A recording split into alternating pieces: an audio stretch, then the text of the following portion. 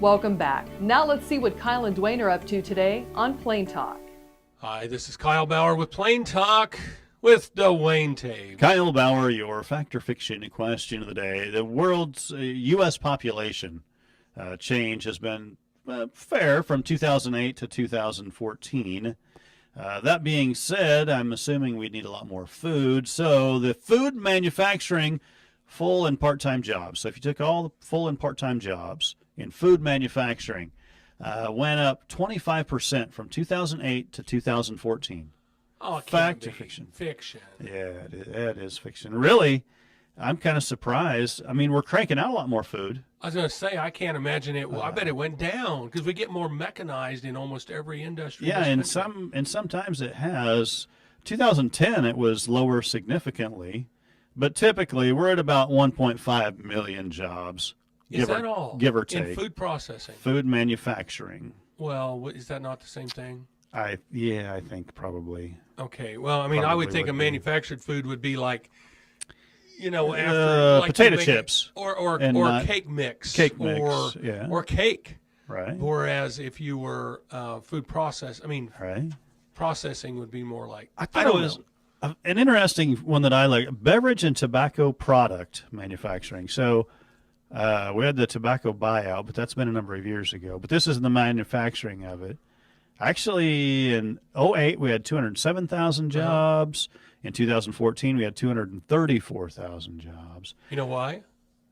Because we still smoke and drink? We export a lot of tobacco. The export In side. fact, a lot of the tobacco farmers, of course, the government bought out a lot of tobacco farmers, and now they're pretty much on the market. I mean, they don't have this huge system to support price anymore like they used to, but the tobacco farmers are now on the world market with their tobacco, and we are producing quite a bit. Back to making a little money. And we're exporting a great deal of it. Free market. Really don't know what that market is, domestic versus import. I heard a number the other day. This had to do with Kentucky, and they age bourbon and whiskey in barrels. Mm-hmm.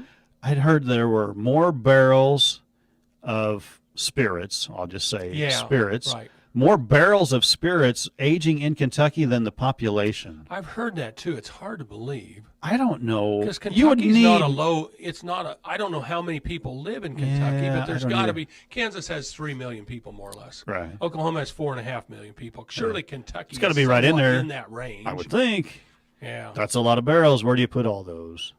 And you would think a lot of warehouses. Yeah. There's a whole business in those barrels.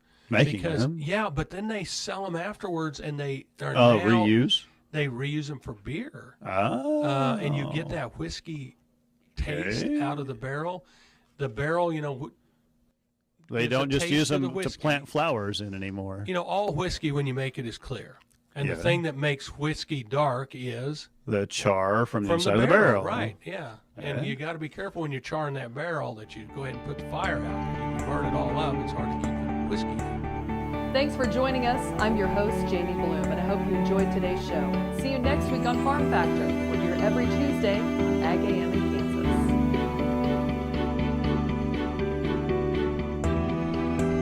Kansas. Closed captioning brought to you by Ag Promo Source. Together we grow.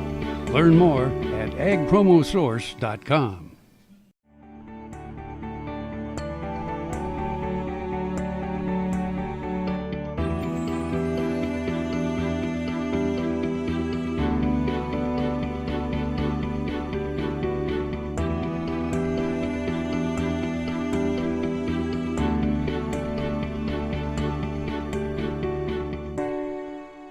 Watch Ag AM in Kansas online at agamininkansas.com.